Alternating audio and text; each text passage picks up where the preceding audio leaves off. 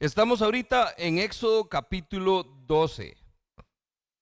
Éxodo capítulo 12 y capítulo 13 tienen una particularidad. Van juntos, pero no porque haya una narrativa continua, sino porque más bien están mezclados. Si usted presta atención, vimos un poquitito el panorama del capítulo 12 la semana pasada. Vamos a ver qué tanto avanzamos hoy hacia el capítulo 13. Pero si usted lee continuo, usted va a ver que eso está como desordenado. Porque entonces el final del capítulo 12 tiene las restricciones de la Pascua, por ejemplo, pero hoy vamos a comenzar a hablar de la fiesta de los panes sin levadura. Ya cerramos el tema de la Pascua, pero vuelve a tomarse el tema de la Pascua hacia el final del capítulo 12. Y los versos que vamos a ver hoy de la fiesta de los panes sin levadura, capítulo 13 comienza hablando de que deben consagrarse los primogénitos, pero también continúa la narrativa de los panes sin levadura. Así que lo que vamos a encontrar acá no es tanto una narración continua, sino una combinación de historia, de instrucción y de memorial. ¿Qué es lo que está haciendo Dios? Dios está instruyendo a su pueblo sobre qué deben hacer, pero también está contando qué fue lo que hicieron esa noche, porque estamos en el contexto de la celebración de la Pascua, y además está anticipando que esto sea una celebración perpetua, un estatuto perpetuo. Es algo que van a tener que hacer siempre. Entonces, estamos como en tiempo presente, en tiempo pasado y en tiempo futuro, todo a la misma vez. Entonces, por eso es que desde el punto de vista de lectura puede ser un poco confuso nada más el por qué estamos yendo y viniendo de temas, pero es desde esas diferentes perspectivas. Hay una perspectiva histórica, una perspectiva narrativa y una perspectiva conmemorativa. Así que ese es el contexto de donde hemos llegado ahorita. Los primeros versos del capítulo 12 narran lo que fue la primera Pascua, las instrucciones que dio Dios a su pueblo acerca de cómo debían celebrarla, y vimos que es una descripción sumamente específica. Cómo debe ser el sacrificio, cómo se prepara el sacrificio, qué se debe hacer con la sangre, qué se debe hacer con la carne, y cómo esto se convierte entonces en una celebración que se espera sea de generación en generación. Llegamos al verso 14, la última vez, donde dice: este es un día que por ley deberán conmemorar siempre. El estatuto perpetuo. Es una fiesta en honor ¿a quién? Al Señor.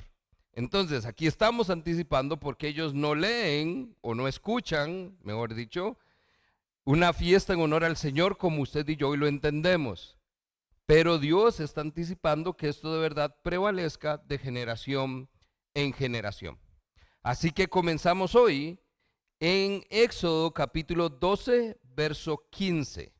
Y estamos en el marco de una segunda fiesta judía. Esta fiesta es la fiesta de los panes sin levadura. Esta fiesta es muy peculiar y tenemos que entender lo siguiente. Es una fiesta que comienza con la fiesta de la Pascua. Entonces es un 2 por 1, por decirlo así. Son dos celebraciones en uno. Se instituyó la celebración de la Pascua, pero la Pascua como tal es el primer día de la celebración de los panes sin levadura. Vamos a ver qué dice el texto y entendemos esto entonces un poquito mejor.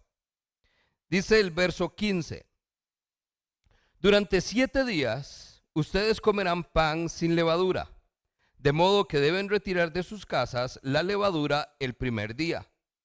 Todo el que coma algo con levadura desde el día primero hasta el séptimo, de ahí es de donde sacamos la extensión, son 7 días, dice, será eliminado de Israel.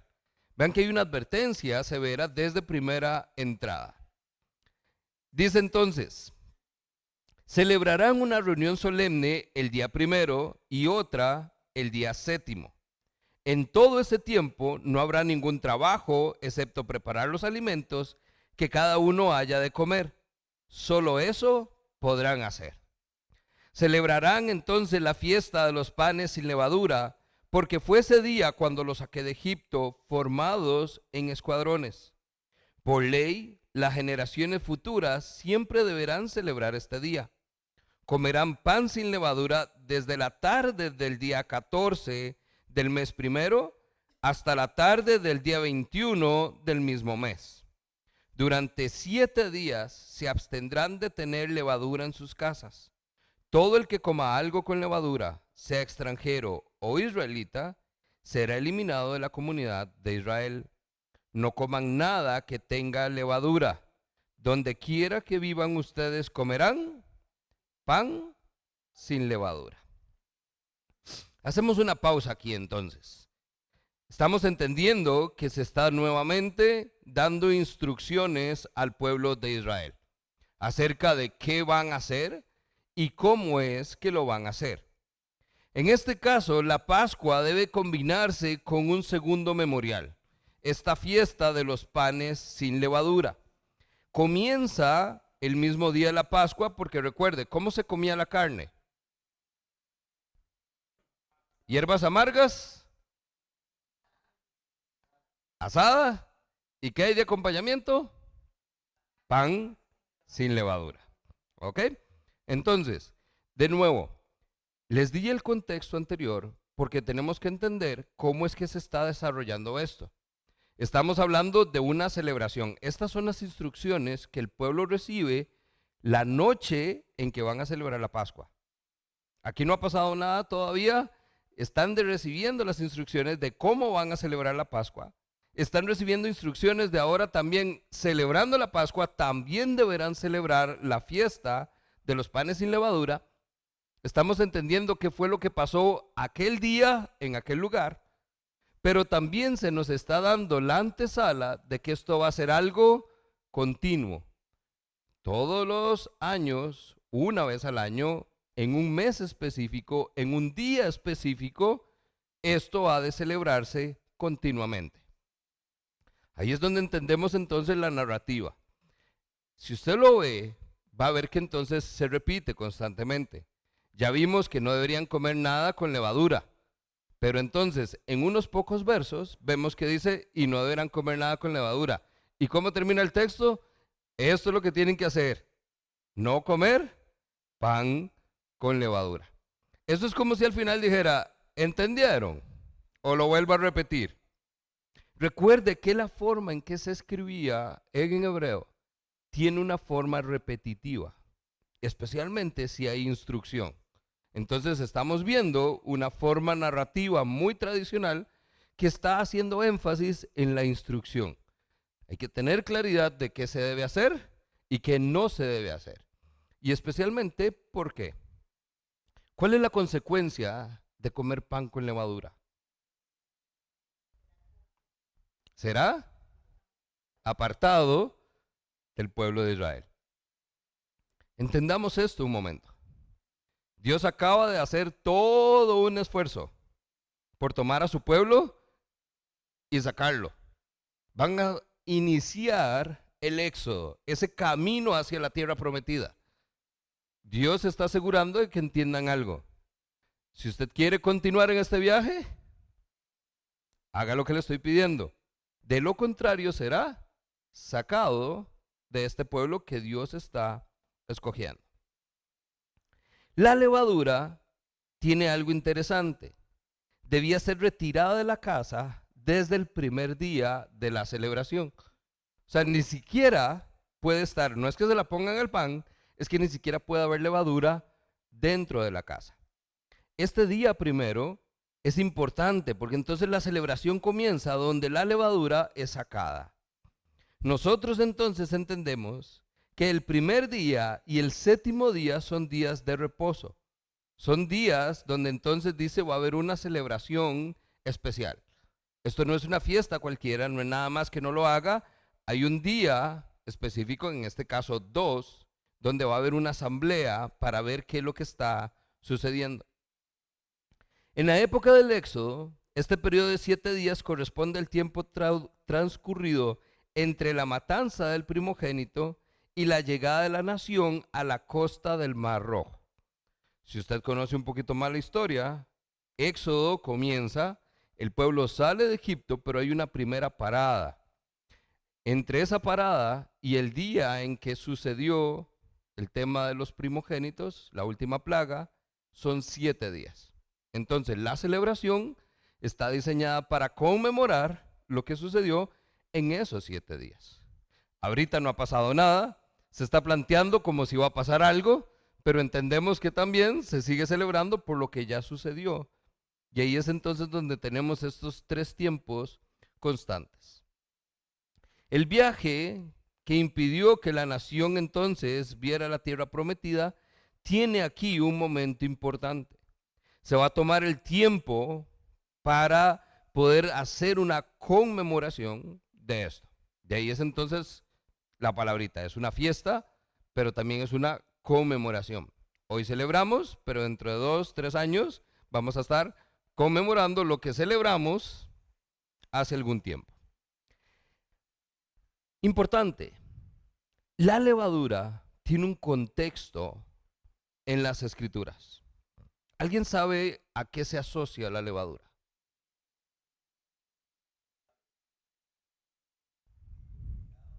Al pecado, a la impureza, y tiene una connotación entonces específica. ¿Ok? ¿Qué es lo que nosotros podemos encontrar acá? Las palabras levadura, leudado o sin levadura se utilizan aproximadamente 8 veces entre los versos 14 y 20. Lo que acabamos de leer. 8 veces se repite esta palabrita. La repetición es importante porque está señalando importancia. ¿Por qué? Algunas citas que podemos nosotros tomar hoy. Primera de Corintios, capítulo 5, versos 6 al 8. ¿No se dan cuenta que un poco de levadura fermenta toda la masa? Desháganse de la vieja levadura para que sean masa nueva, panes sin levadura como lo son en realidad. Porque Cristo, nuestro Cordero Pascual, ya ha sido sacrificado. Así que celebremos nuestra Pascua, no con la vieja levadura, que es la malicia y la perversidad, sino con pan sin levadura, que es la sinceridad y la verdad. ¿Qué está tomando Pablo? Pablo está diciendo que hay algo que no debería existir en nosotros. No es que no debe estar presente solamente, no es algo que debe estar reducido, es algo que no debería ni existir en nosotros. Dice como pan sin levadura. En el contexto de lo que estamos estudiando, usted puede entender muy bien entonces las asociaciones que está haciendo Pablo. ¿Qué está diciendo Pablo? Desháganse de la vieja levadura para que sean masa nueva. ¿Todo bien ahí? Ahí podríamos decir, es algo que está ilustrando. Pero dice, sean como panes sin levadura, porque esos son en realidad. Usted hace una pausa y usted dice, ay, soy un pollito de pan. ¿Pero cómo? De ya ahí es donde estamos, ese es el problema. Algunos los estamos viendo como una malita de pan, otros se imaginaron el baguette, otros se imaginaron como esa bola así de pan, toda inflada y crecida. Debemos ser pan sin levadura.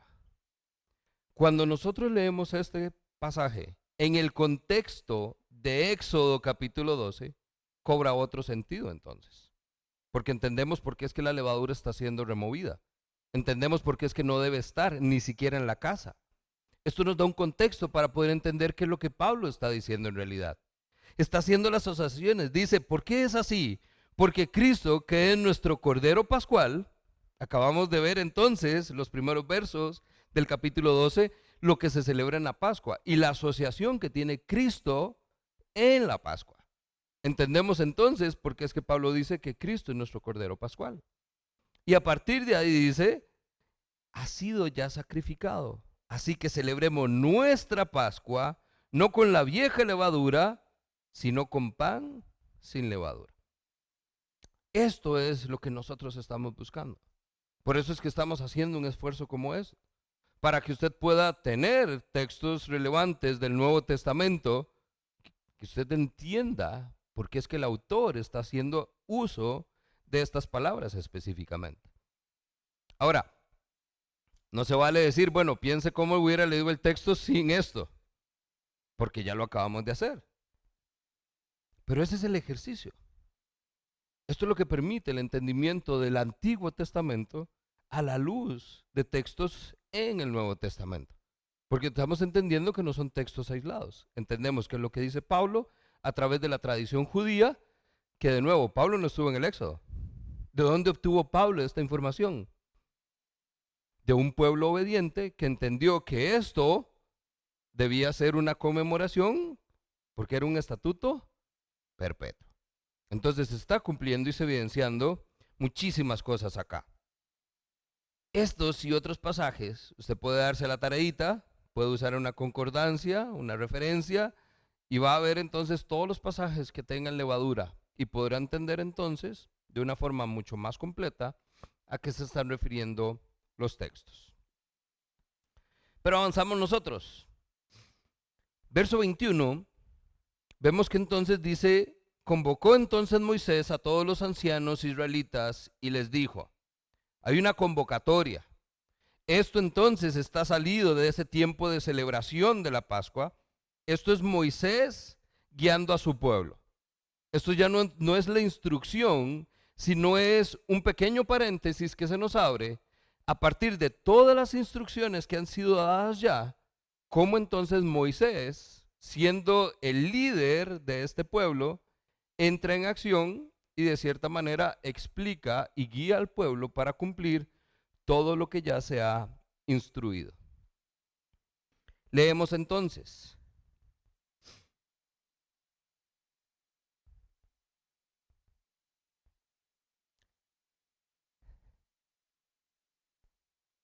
Dice el verso 21.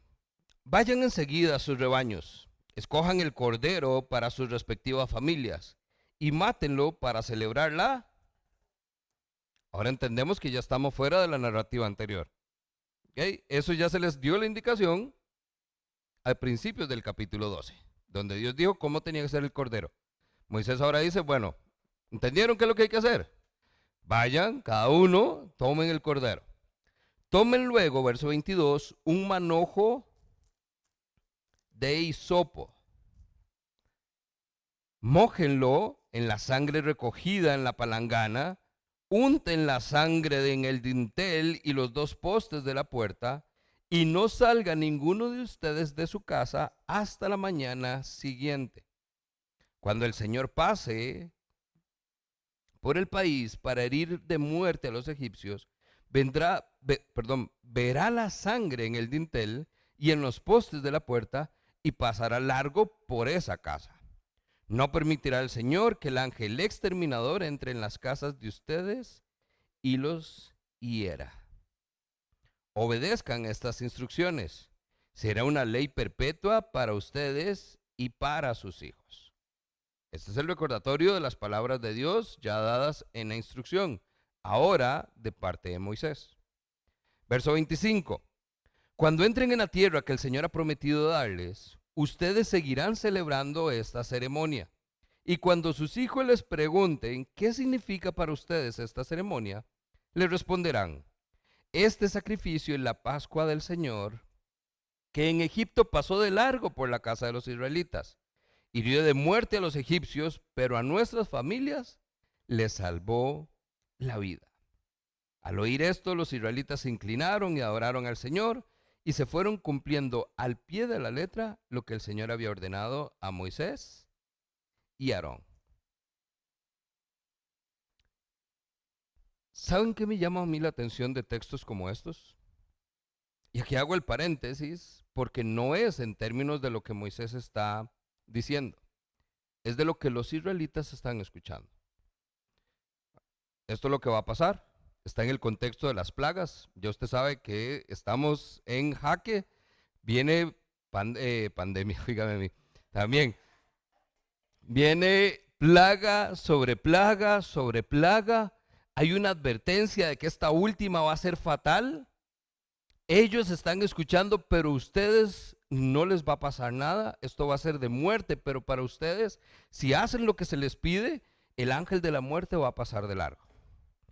Buenísimo. Yo estoy escuchando eso y yo me aseguro de lo que dice el texto. Cumplir al pie de la letra, porque si eso salva a mi familia, voy en esas. Pero pasamos del alto algo que es súper importante. Moisés también les está diciendo, cuando lleguen a la tierra prometida, asegúrense de que sus hijos saben qué fue lo que pasó. Y ahí vea, no podemos pasar por alto ese verso. Porque entonces usted lo está haciendo y usted está con el susto de lo que va a pasar. Pero ¿qué está dando Dios acá a través de Moisés? Una promesa de que no va a pasar nada, porque ustedes van a llegar a la tierra prometida. Es lo que les prometí desde un inicio. Ustedes están preocupados por qué es lo que va a pasar, pero yo estoy preocupado por lo que pase cuando estén donde yo dije que los iba a llevar. Dios, en medio del texto, en medio de sus instrucciones, está garantizando que el pueblo llega a donde tiene que llegar. Y marque esto porque a partir del capítulo 14, bueno, finales del 13, capítulo 14, cuando entremos en el éxodo y en la rebeldía que genera el pueblo de Israel, es donde yo me pregunto, ¿cómo estos muchachos duros de entender olvidaron cosas como estas? Es que esto es palabra de Dios a través de Moisés. Eso es una palabra profética. Cuando lleguen a la tierra prometida, asegúrense de que hagan esto. No hay duda de que Dios no va a cumplir. Cierro el paréntesis, pero le invito a que entonces apunte también para sus lecciones en el desierto. ¿Cuántas veces usted no ha leído su palabra y duda de qué es lo que Dios puede hacer? Cuando están ahí puntuales sus promesas, con una garantía de que sabemos que lo que Dios dice, lo cumple. Pero nosotros, por estar preocupados de lo que va a pasar, nos olvidamos de lo que Dios dijo, que ya está escrito, que en efecto va a suceder. Estamos preocupados por la incertidumbre del mundo cuando ya el futuro está escrito. Para aquellos que creemos que hay un Dios y que Dios tiene el control de nuestra vida. Entonces creo que es importante que nosotros en este punto tomemos estos espacios para poder también, como decía mi abuelito, poner las barbas en remojo, porque muchas de estas cosas las damos por sentado y estamos cayendo en el mismo error que cayó el pueblo. Quedarse más con la instrucción, la advertencia que era importante, pero por el miedo a lo que podía pasar, lejos de la confianza de lo que Dios ya había dicho, que efectivamente Él iba a hacer. ¿Okay? Fin de la práctica. Historia. ¿Qué es un hisopo?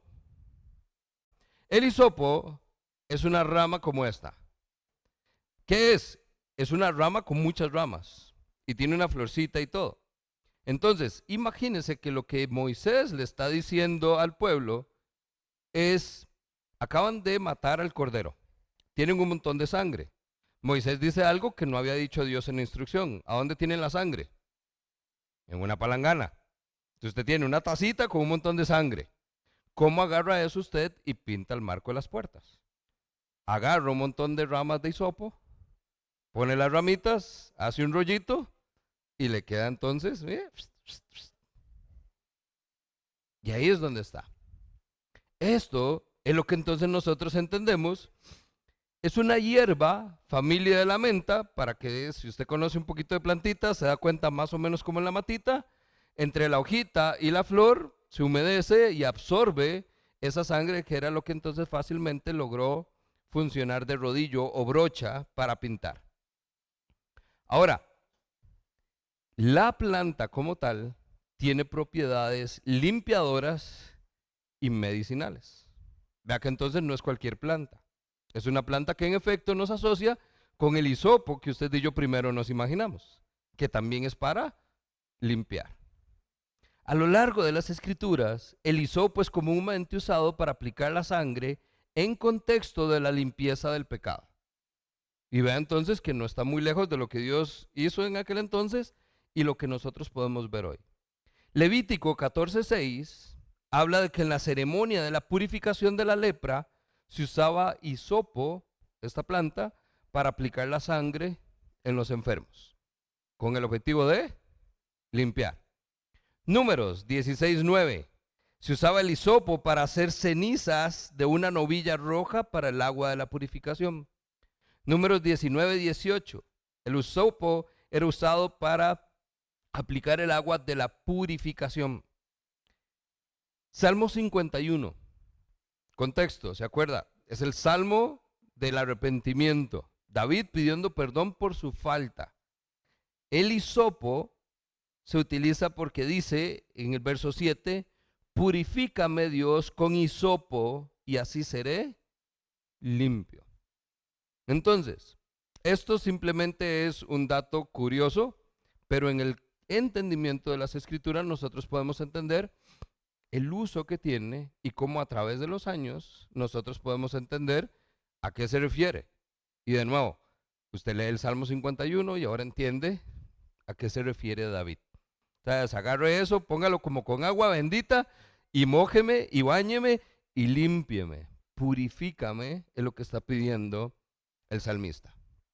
Entonces, estas propiedades hacen que el hisopo siempre esté relacionado con la purificación, mediante el sacrificio, siempre era usado con sangre.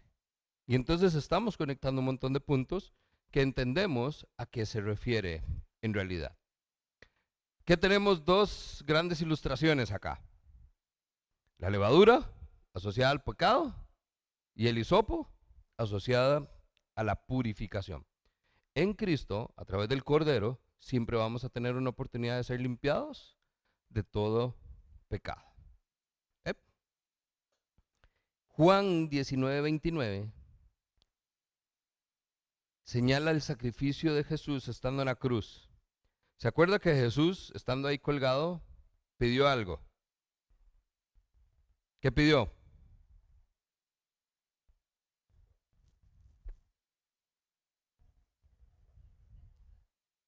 Tengo sed. ¿Pidió agua? ¿Y qué le dieron? ¿A dónde cree que iba esa vinagre? En un ramo de hisopos. Y eso fue lo que extendieron para ofrecerle a Jesús. Esto es lo que nosotros entendemos, que hay un contexto en cada palabra. Vea, si nosotros agarráramos un verso, tendríamos que ir de verdad, no verso a verso, sino palabra por palabra para entender la riqueza de lo que realmente los autores nos están diciendo. Pero bueno, esa es nada más una untadita para que usted haga su tarea en casa y que haga, aquí lo hacemos verso a verso, pero usted en casa, lléguele palabra por palabra. ¿Ok? Pasamos a otro tema, porque de nuevo aquí vamos a estar retomando algunos temas.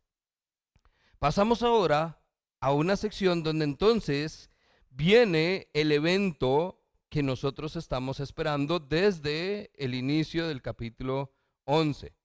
Se avisa que va a venir una plaga, pero la plaga no ha llegado. Ahora entonces se narra, verso 29, qué fue lo que sucedió aquella noche. Leamos juntos entonces, verso 29. A medianoche el Señor hirió de muerte a todos los primogénitos egipcios, desde el primogénito del faraón en el trono hasta el primogénito del preso en la cárcel, así como las primeras crías de todo el ganado. Todos en Egipto se levantaron esa noche, lo mismo que el faraón, sus funcionarios, y hubo grandes lamentos en el país. Note esto, no había una sola casa egipcia donde no hubiera algún muerto. Vea la clase de lamento que tuvo que haber habido.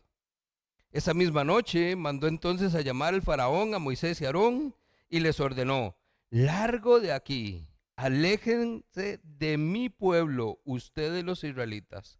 Vayan a adorar al Señor como lo han estado pidiendo.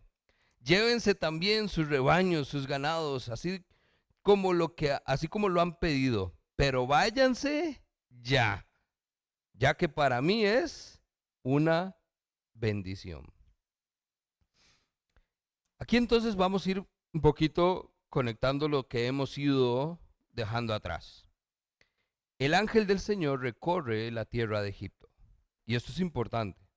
Esto es Dios viniendo a Egipto y pasando entonces por donde la gente está. Se le describe como un ángel de muerte. Un ángel que entonces dice no perdonó ni una sola casa. No hubo ninguna sola casa donde no hubiera al menos un muerto. Recuerde, si usted no estuvo, si no lo repasamos, el primogénito no tenemos que pensar solo en bebés pequeños. O sea, estamos hablando de cualquier persona. Yo soy primogénito. Hubiera sido yo, mi papá y mi abuelo, si estamos todos. O sea, la probabilidad de que alguien en la casa muriera era demasiado alta. Entonces, no solo es esto, también son las crías de los animales. O sea, es una devastación de verdad lo que hubo esa noche en Egipto. Los llantos fueron tan grandes que los judíos probablemente los oyeron, pero ni una sola persona murió en Israel. Recuerde que los israelitas vivían aparte, estaban en otro lado. Ellos tenían como su propio pueblito. No muy largo, pero perfectamente pudieron haber escuchado. ¿Qué hace usted? Si ya se le advirtió qué es lo que iba a pasar, si se le describió cómo iba a ser aquel día, y usted está ahí en su casa y usted oye allá los gritos. ¿Qué pudo haber pasado entonces esa noche? El faraón pierde a su primogénito, una identidad de este chico que todavía hoy sigue siendo un misterio. No se sabe quién es, porque lo único que está registrado en la historia es su sucesor, que es Tutmosis IV. ¿Se acuerda cuando habíamos hecho la lista de faraones? Este muchachito, que es el que muere, no está registrado porque nunca tuvo oportunidad de gobernar. El primogénito muere y hay otra persona que asume este rol. Esto nosotros entonces nos lleva a pensar que hay algo aquí que está sucediendo. ¿Qué sucede con el faraón? El faraón en este pequeño texto nos está poniendo los puntos sobre las íes de todo lo que él dijo que no iba a hacer.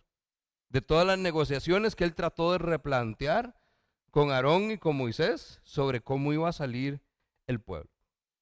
¿Qué dice el faraón? Aléjense de mí. Aléjense.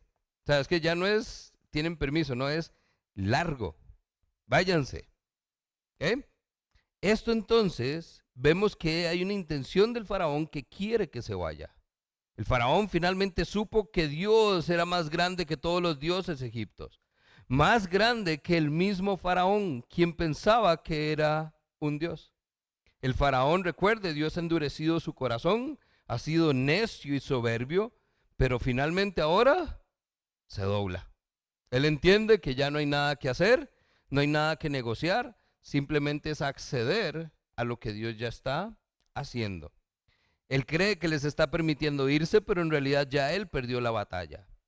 La muerte de su hijo es lo que lo deja sin voluntad para luchar.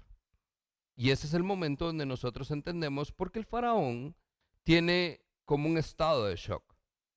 En ese momento, lleno de dolor y de sufrimiento por tener a su hijo probablemente sin vida, es lo que él hace, vea, lárguense, váyanse, y les dice, vea, llévense todo, llévense la plata, llévense el ganado, llévense sus mujeres, no quiero nada que ver con ustedes. Cuando avancemos hacia el capítulo 14, donde veamos que el faraón se va a arrepentir y va a ir tras el pueblo, algo tiene que cambiar. Su corazón sigue endurecido, pero ahora él se dio cuenta que no, su necedad va a hacer que él siga creyendo que todavía tiene un chance más de enfrentarse a Dios. El tema es que ya ahora no va a ser a través de Moisés y Aarón. Ahora el faraón se va a enfrentar a Dios mismo. En el Mar Rojo, donde sabemos que perece, porque hay una promesa, Éxodo 14, a estos egipcios que vienen detrás de ustedes, nunca más los volverán a ver. Y nunca es nunca. Pero hasta entonces, aquí entendemos nada más que hay un faraón que quiere que se vayan. Ahora, no solo el faraón, el pueblo quiere que se vayan también. La oportunidad de irse está combinada con un pueblo que está sufriendo las consecuencias de lo que el faraón hizo que Dios hiciera. Porque si el faraón hubiera accedido en una de las tantas intervenciones, esto no hubiera pasado. Recuerde que ya habíamos visto anteriormente cómo muy estratégicamente Moisés estaba actuando y dice que el pueblo era partidario de Moisés. Moisés tenía simpatizantes. Varios funcionarios ya se habían rebelado contra el faraón y le dijeron, ¿que acaso no te estás dando cuenta de lo que está pasando? El faraón no se dio cuenta. El pueblo ahora dice, hay alguien que va a pagar por esto. ¿Y a quién pueden culpar? El faraón. Pero es culpa del pueblo. Que se vayan. Por culpa de ustedes, de su Dios, es que esto está pasando. Entonces, no tienen al Dios ahí como para irsele encima, pero entonces se le va encima al pueblo. Largo, váyanse. El Señor llama a Israel a comer la cena de la Pascua apresuradamente, justamente por esto. Porque entonces imagínense qué es lo que va a pasar.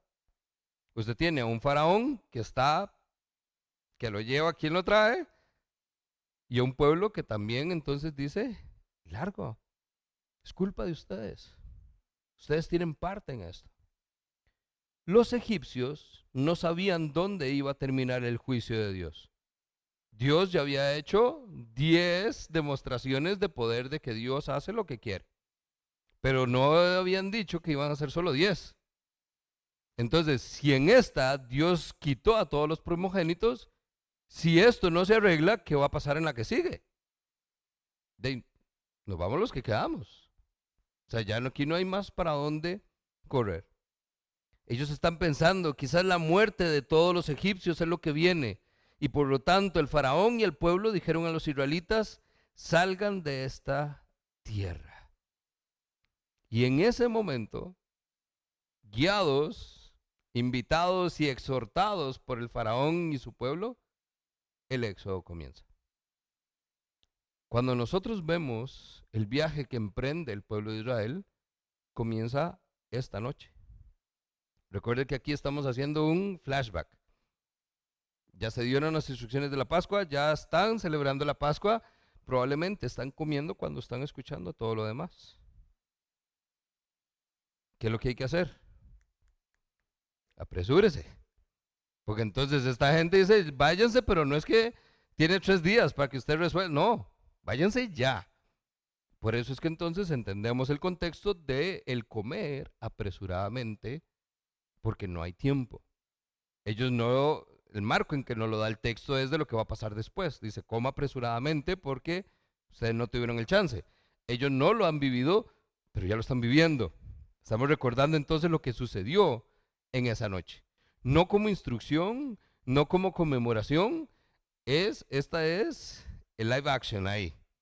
¿Qué está pasando esa noche? El ángel pasó, hirió a los primogénitos, el pueblo está lamentándose y quieren que se vayan ya. Así que coma rápido, porque el pancito está bueno, no tan rico como el otro, pero está bueno el pancito, coma rápido, porque hay premura. Esto desencadena la salida de Egipto. Algo que han estado esperando por 400 años, pero no tienen, ¿verdad? Como dicen ahí, en caso de sismo usted debería tener una maletita lista, ¿verdad? Zapatos, que suéter, que enlatados, un poquito, todas esas cosas. El pueblo de Egipto ya perdió esperanza, no es como que estén preparados para salir. Lo que han estado deseando, ahora lo tienen, pero tiempo apremia. Rapidito, que precisa. El éxodo entonces comienza acá. Marque ese verso. Verso 31, esa misma noche. El éxodo no comienza en el Mar Rojo. El éxodo no comienza en el camino. El éxodo comienza el mismo día que están celebrando la Pascua. El primer día que están comiendo pan sin levadura. El mismo día en que el ángel del Señor trajo muerte a todos los primogénitos de Egipto. ¿Cómo arranca esta historia? Dice el verso 33. El pueblo egipcio, por su parte, instaba a los israelitas a que abandonaran pronto el país. De lo contrario, decían, podemos darnos por muertos. Entonces, si los israelitas tomaron las artesas de masa todavía sin leudar, y luego de envolverlas en sus ropas, se las echaron al hombro. Después, siguiendo las instrucciones que Moisés le había dado, pidieron a los egipcios que se les dieran objetos de oro y plata, y también ropa. Y el Señor hizo que los egipcios vieran con buenos ojos a los israelitas, así que les dieron todo lo que les pedían. De este modo los israelitas despojaron por completo a los egipcios. ¿Qué sucedió acá? Hay premura. Apenas les dio chance de agarrar ahí el pancito, no tenía levadura, lo envolvieron y se lo echaron al hombro y van en carrera. Pero todavía hay tiempo para algo importante. ¿Qué se necesita para un viaje? Recursos. Porque ¿qué vamos a comer? ¿Qué vamos a vestir? ¿Qué vamos a hacer? Cuando ya no estemos aquí, no tengamos las comodidades. Resulta que ya Moisés había dicho que era lo que iba a pasar. Devuélvase al capítulo 3 de Éxodo. Éxodo 3:21 dice: yo daré a este pueblo gracia ante los ojos de los egipcios. Y cuando salgáis, no saldréis con las manos vacías, sino que pedirá cada mujer a su vecina y a su huéspada alhajas de plata, alhajas de oro y vestido, los cuales pondréis sobre vuestros hijos y vuestras hijas, y así despojaréis a Egipto. De nuevo, sigo con el patrón. ¿Se da cuenta que esto ya Dios lo había dicho? Éxodo 3.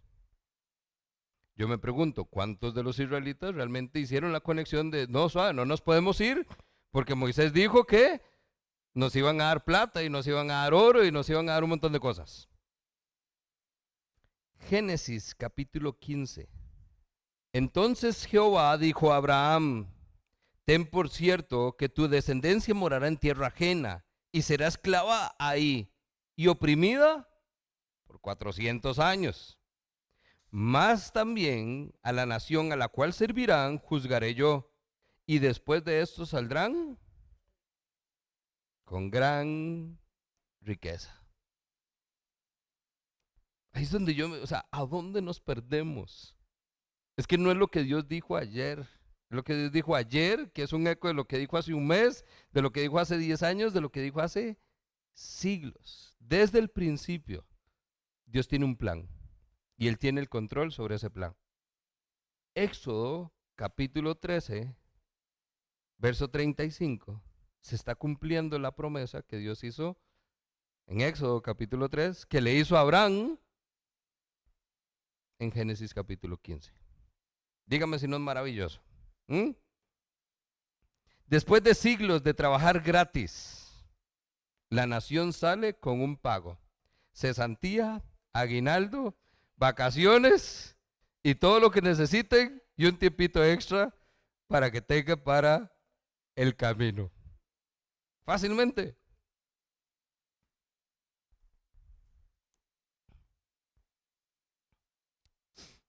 Verso 37.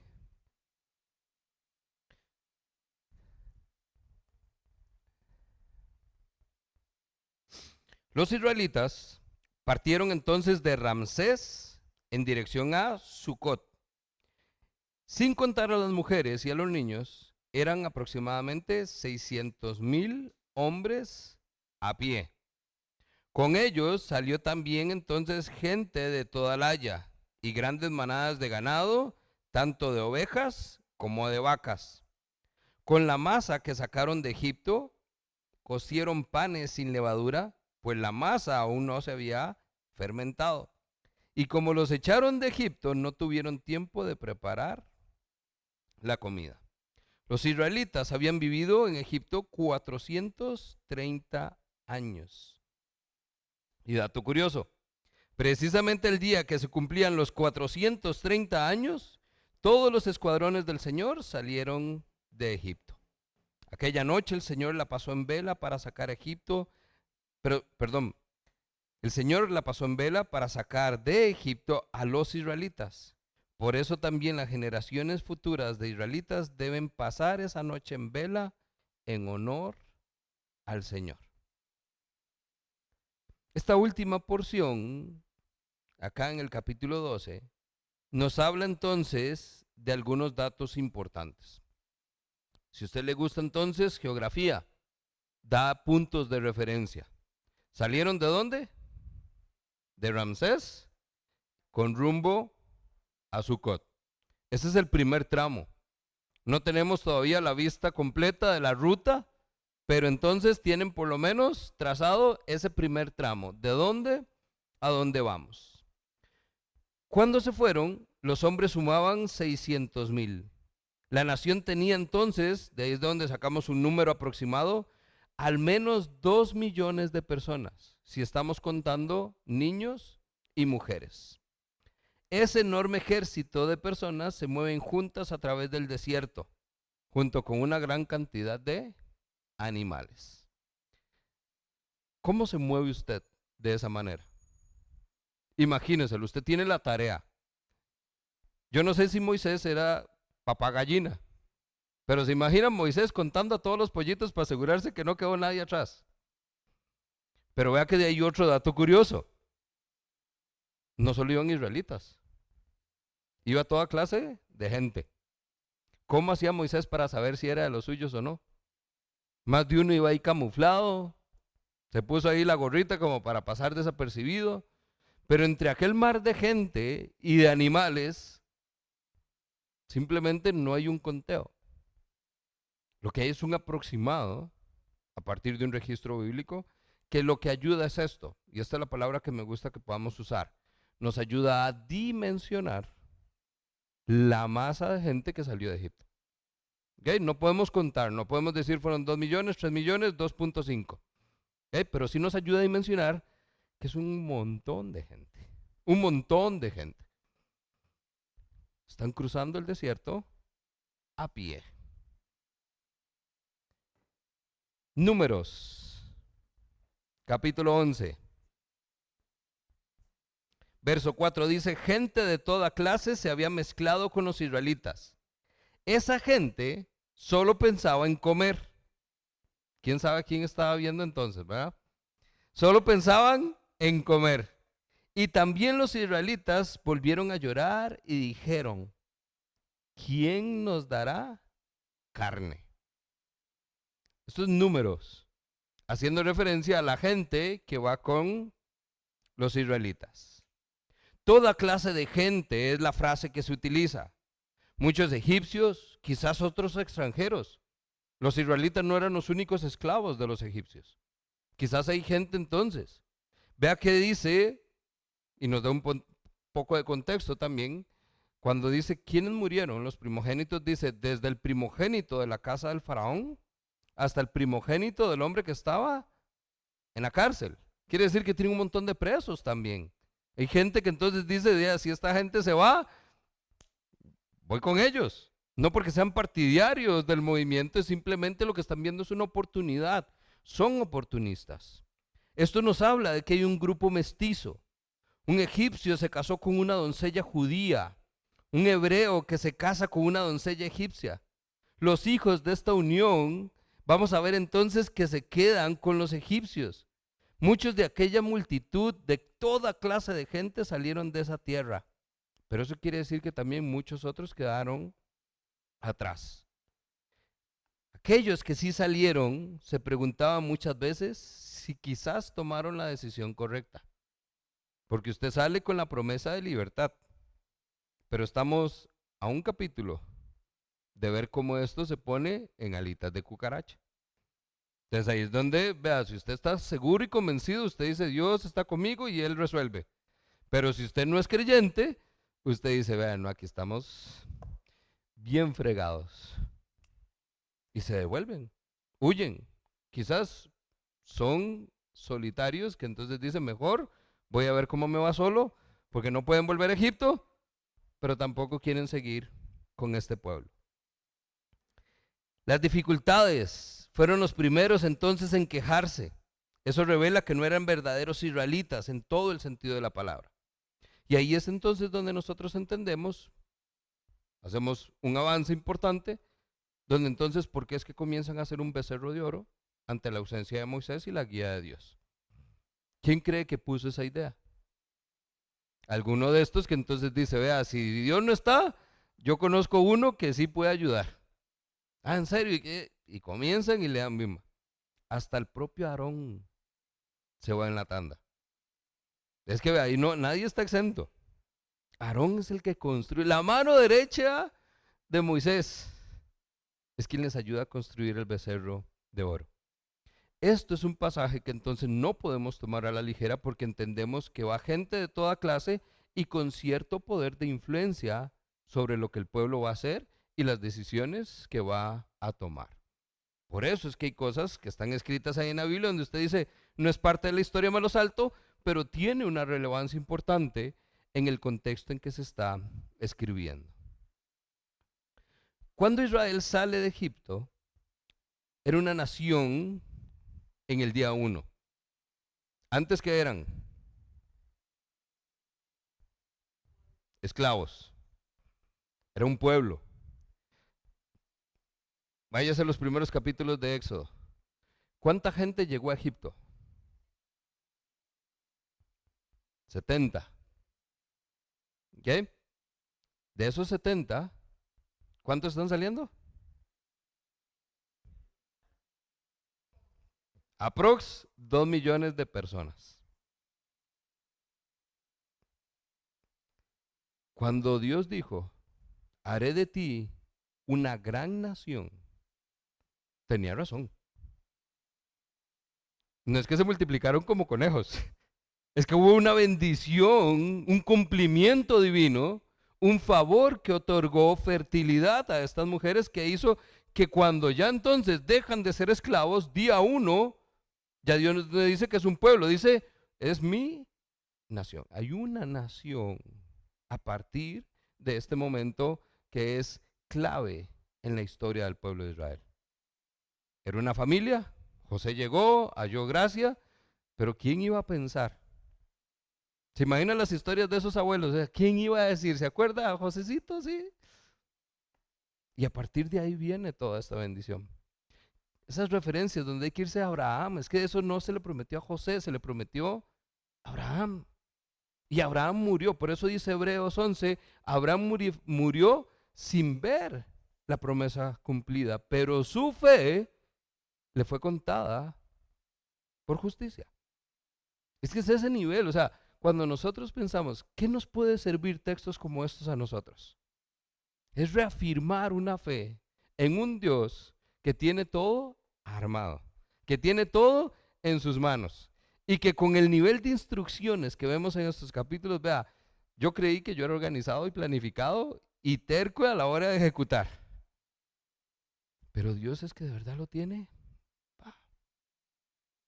al dedillo, todo, 1, 2, 3, con una gran diferencia, que no hay ansiedad porque las cosas pasen ya, en su tiempo, en su tiempo. La frase salieron de la tierra de Egipto se repite 56 veces en la Biblia a partir de este punto. ¿Por qué? Porque Dios quiere asegurarse de que la gente recordara en la posteridad de que estaban esclavos en Egipto, pero Dios los sacó. Dios. Eco. No Moisés, no Aarón, yo mismo, dijo Dios, yo sacaré, yo endureceré el corazón del faraón, yo los liberaré. Primera persona del yo singular, sin nadie más. Amén. Verso 43. Ahí es donde yo digo, vean, este clímax de la historia y le da otra vez. Vamos con la Pascua. Restricciones. Entonces, al principio habían instrucciones, ahora lo que encontramos son restricciones. el Señor le dijo a Moisés y a Aarón: este es el estatuto para la Pascua. Ningún extranjero podrá participar de ella. Pausa. ¿Por qué vienen las restricciones hasta después de todo lo que nos contó en el Éxodo? Porque entonces en la Pascua la están celebrando solo israelitas. Pero la Pascua que van a celebrar el siguiente año, cuando sea por conmemoración de lo que Dios hizo el año pasado, ¿quién va a estar ahí con ellos? Ningún extranjero podrá participar. Podrán participar de ella los esclavos que hayas comprado con tu dinero, siempre y cuando los hayas circuncidado antes. La práctica de la circuncisión la tocamos hace un tiempo.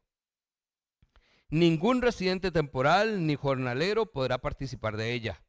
La Pascua deberá comerse en casa y de allí no se sacará ni un solo pedazo de carne. Cero topper ni nada para llevar.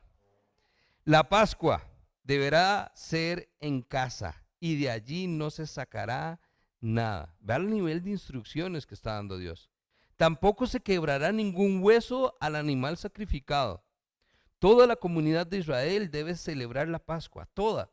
Todo extranjero que viva entre ustedes y quiera celebrar la Pascua, deberá primero circuncidar a los varones de su familia. Solo entonces podrá participar de la Pascua como si fuera un nativo del país, porque ningún circunciso podrá participar de ella. La misma ley aplicará al nativo y al extranjero que viva entre ustedes. No hay mucho que agregar, es entender que Dios está estableciendo, hay maneras en que Él identifica a su pueblo, la circuncisión es parte de ella, no cualquiera puede hacerlo. Los esclavos podían participar, pero debían haber sido parte de hecho de su pueblo. Quiere decir que un israelita tuvo que haberlo comprado. Ahora sí tienen dinero. Recuerde que salieron con riqueza. Entonces ahí sí puede aplicar. Los extranjeros que quieran, de ahí sí, hay extranjeros que sabemos son los que van a desviar un poco la cosa, pero hay otros que quizás sí son creyentes. Ellos vieron toda la historia, vieron las advertencias, vieron el poder de Dios y creyeron en Dios y dijeron: vea, queremos estar con ustedes, queremos seguir a ese Dios que hace cosas asombrosas. Y a esos Dios les da, desde el principio, Éxodo, que Dios está extendiendo gracia a aquellos que creen que Él es el único Dios. Está bien, hagan lo que tienen que hacer, sean parte de mi pueblo y podrán participar de la Pascua. Verso 50. Todos los israelitas cumplieron al pie de la letra lo que el Señor les había ordenado a Moisés y Aarón. Y ese mismo día el Señor sacó de Egipto a los israelitas, escuadrón por escuadrón. Quizás hilo muy delgado acá, pero cuando yo leo ese mismo día, quiere decir que era un montón de gente, pero todos salieron en un mismo día. Y creo yo que es donde entonces Dios está acomodando todo esto. Varios puntos acá. ¿Qué hizo Dios? Comenzamos en el capítulo 12, un cambio de calendario. Ustedes, a partir de ahora, este será el primer mes. Aquí la historia se comienza a escribir de cero. Ese día, el primer mes, celebrarán la Pascua. Celebrarán la fiesta de los panes sin levadura. Van entonces a ver y celebrar y conmemorar cómo Dios esa misma noche manda el juicio a la tierra. Acaba con todos los primogénitos de Egipto, pero no toca a ninguno de los israelitas. Se cumple la promesa que Dios había hecho incluso desde tiempos de Abraham. El pueblo sale libre y con muchas riquezas. Y en un solo día se convierte en una nación libre. Van de camino, no han llegado, no saben para dónde van. ¿A dónde va Vicente? A dónde va la gente. Dudo que hayan ahí rotulitos de Sucot a la derecha. Pero ahí van. Un montón de gente, un montón de animales, carajillos corriendo por todo lado, gente celebrando. Es un momento sumamente importante. 430 años. Por algo la Biblia dice, ese día se cumplieron 430 años. Hay un conteo de parte de Dios. 430 años de esclavitud, pero hoy son libres. Y ese día dice, Dios sacó de Egipto los israelitas, escuadrón por escuadrón. Un Dios de orden. Así que sigan, sométanse porque Dios todo lo tiene bien organizado. Ahora, el capítulo termina ahí, pero no termina ahí el texto. Nada más entonces leemos un poquito más, capítulo 13. Dice el verso 1. El Señor habló con Moisés y le dijo, conságrame el primogénito de todo vientre. Míos son todos los primogénitos israelitas y todos los primeros machos de sus animales. Pregunta, ¿por qué Dios hace esa afirmación? ¿Qué acaba de pasar? Dios tomó a los que Él quería y apartó para sí a los que Él quería. Entonces, eso es un recordatorio de lo que acaba de pasar. ¿Okay? Ustedes no los tocó el ángel de la muerte, pero no fue nada más porque eran muy buenos y porque yo les di chance. Dios ahora dice, yo los salvé, pero entiendan esto, conságrenmelos a mí. Yo los quiero y ¿qué es consagrar? Es dar a Dios. Eso es lo que le pertenece a Dios. No se toca, no se cuenta con eso, eso es de Dios. Dios lo único que está diciendo es, vea, le estoy poniendo mi sello a lo que ya yo rescaté y seleccioné o escogí para mí. Moisés entonces le dijo al pueblo, acuérdense de ese día en que salen de Egipto, país donde han sido esclavos y de donde el Señor los saca desplegando su poder. No coman pan con levadura. Vea que aquí está mezclando todo.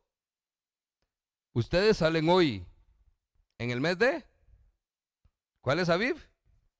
El primer mes. Ustedes salen hoy, un nuevo mes, un nuevo día, una nueva historia, es lo que está diciendo. ¿Okay? En ese mismo mes deberán celebrar esta ceremonia. ¿Cuál ceremonia? La Pascua. ¿Ok?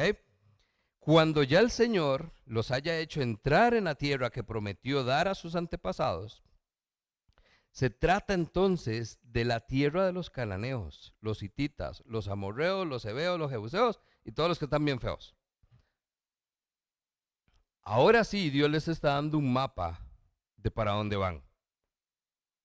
Abraham le dijo, ve a la tierra que te voy a mostrar. ¿Ok? No hay a dónde establecer límites. ¿Cómo se llaman en el mapita? No son los geográficos, sino los... ¿Ah? No, hay un nombre para cuando son los límites que son como entre pueblos y demás. Límites políticos. Gracias. Porque no solo nos está hablando de la tierra, vamos a encontrar otra sección en las Escrituras donde describe el alcance de la tierra prometida, pero aquí está estableciendo los límites políticos. ¿Por qué? Porque cada uno de estos pueblos va a implicar entonces un avance en la conquista. Dios prometió la tierra. Lo que no dio en sus indicaciones y el pueblo no sabía es que iban a tener que luchar por ella. No era un regalito. ¿Okay? Va a ser su tierra, pero se la tienen que ganar. ¿Okay? Da una lista de pueblos entonces que van a estar ahí. Verso 6. Durante 7 días comerán pan sin levadura y al día séptimo celebrarán una fiesta en honor al Señor. En ningún lugar de su territorio debe haber nada que contenga levadura. Ni siquiera habrá levadura entre ustedes. Comerán pan sin levadura. ¿Por cuánto tiempo? 7 días. Ese día, ustedes le dirán a sus hijos, esto lo hacemos porque el Señor Perdón, esto lo hacemos por lo que hizo el Señor por nosotros cuando salimos de Egipto. Y será para ustedes como una marca distintiva en la mano o en la frente, que les hará recordar que la ley del Señor debe estar en sus labios, porque el Señor los sacó de Egipto desplegando su poder.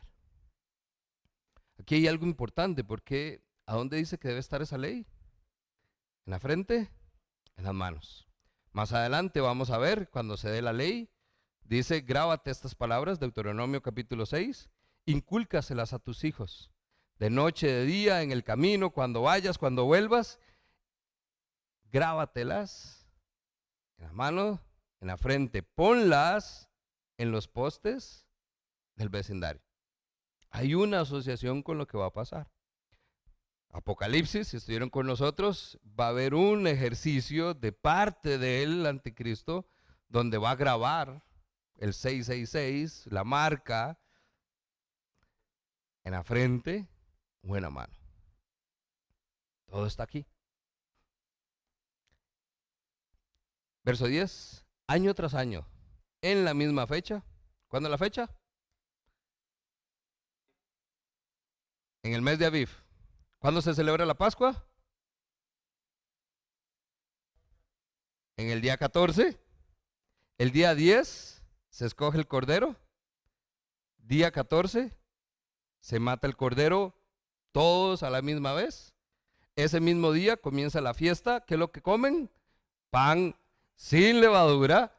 Y comerán pan sin levadura por 7 días. Y al séptimo día harán una fiesta en honor al Señor. Una vez que el Señor los haga entrar en la tierra de los cananeos y se haya dado conforme al juramento que les hizo a ustedes y a sus antepasados, le dedicarán al Señor el primogénito de todo vientre y todo primer macho de su ganado, pues éste le pertenece al Señor. El primogénito de una asna podrá ser rescatado a cambio de un cordero, pero si no se rescata, se le quebrará el cuello. Todos los primogénitos de ustedes o de sus descendientes deberán ser rescatados. ¿Qué está anticipando Dios? Que no todos van a tener el corderito, no siempre va a haber chance, pero tiene que haber una sustitución. Si no son rescatados, no se pueden usar, hay que romperle el cuello. Vamos a tener que verlo más adelante porque ¿qué es lo que está haciendo? Todo esto es en vista de lo que Dios va a hacer, de lo que hizo, de lo que está haciendo, pero también de lo que va a hacer. Entonces hay mucha connotación acá. Terminamos. Verso 14. El día de mañana, cuando sus hijos les pregunten otra vez, ¿y esto qué significa? Les dirán, el Señor desplegando su poder nos sacó de Egipto, país donde fuimos esclavos. Tiempo pasado. Fuimos del verbo ya no más. Cuando el faraón se empeñó en no dejarnos ir, el Señor les quitó la vida a todos los primogénitos de Egipto, tanto de hombres como de animales. Por eso le ofrecemos al Señor en sacrificio el primer macho que nace y rescatamos así a nuestros primogénitos. Esto será para ustedes una marca distintiva en la mano o en la frente, de que el Señor nos sacó de Egipto desplegando.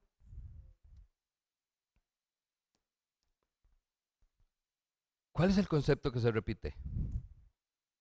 El Señor, no hay nadie más, nos sacó, tiempo pasado, Él fue el que lo hizo, estábamos, pero ya no. Pero ¿cómo lo hizo Dios? Desplegando su poder. Toda la serie de instrucciones, todo lo que Dios está dejando como un estatuto perpetuo, tiene una intención: que las generaciones futuras se enteren qué hizo Dios, número uno, pero también cómo. ¿Cómo lo hizo Dios? Entonces ahí es donde viene. ¿Qué hizo Dios? Nos sacó de Egipto. ¿Cómo? Desplegando su gran poder. Esto es súper importante. Porque entonces no nos vayamos al principio, vayámonos al final. Entendamos qué es lo que Dios quiere, cuál es el propósito por el cual nosotros fuimos creados, escogidos y rescatados. Para dar gloria a Dios. ¿Y cómo vamos a dar gloria a Dios? porque entendemos que solo Dios tiene poder. ¿Qué tanto? Demasiado. Suficiente como para convertir de 70 una nación completa, millones de personas rescatados en un día, una noche, si fuéramos específicos, y llevados al desierto, entregándoles una tierra prometida y asegurándose que hoy, 2000 y resto de años después, en un rinconcito de Costa Rica, en un pedacito de reino llamado Grecia, estaríamos reconociendo que Dios tiene poder.